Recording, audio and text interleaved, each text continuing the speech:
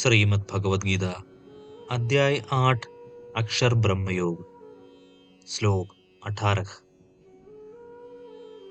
अव्यक्ताद्व्यक्तयः सर्वाः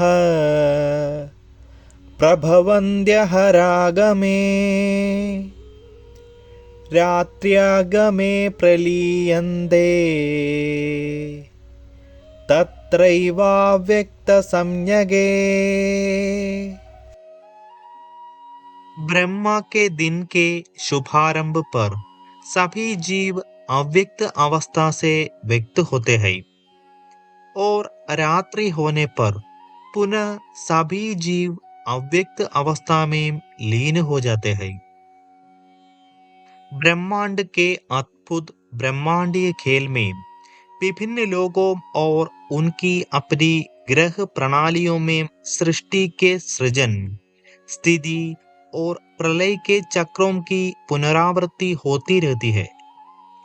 ब्रह्मा के दिन की समाप्ति पर जो एक कल्प के अंतर्गत 4 अरब 32 करोड़ वर्षों के बराबर है, महरलोक तक की ग्रह प्रणालियां विनष्ट हो जाती है। इसे नैमित्तिक प्रलय अर्थात आंशिक प्रलय कहा जाता है।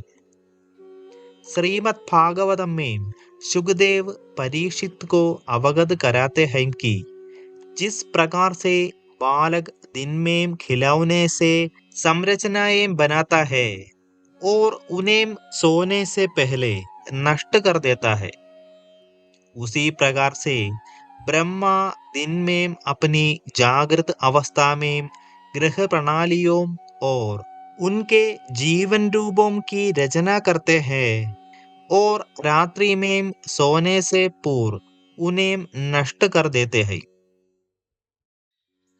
ब्रह्मा के जीवन के 100 वर्षों के अंत में संपूर्ण ब्रह्मांड का संहार हो जाता है।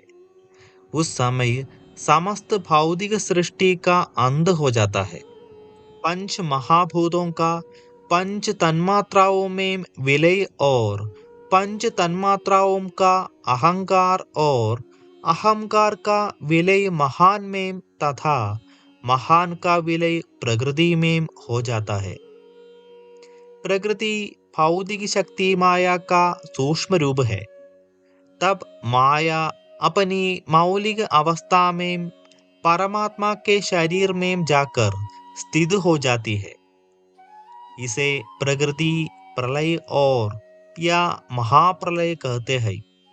जब परमात्मा पुनः सृष्टि सर्जन करने की इच्छा करते हैं, तब वे प्रकृति के रूप में माया शक्ति पर दृष्टि डालते हैं और वह केवल उनके दृष्टि डालने से विकसित होती है। प्रकृति से महान और महान से अहंकार उत्पन्न होता है।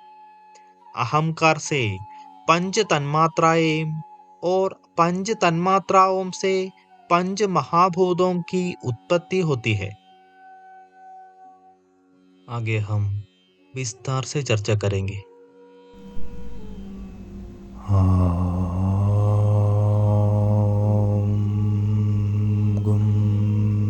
गुरुभ्यो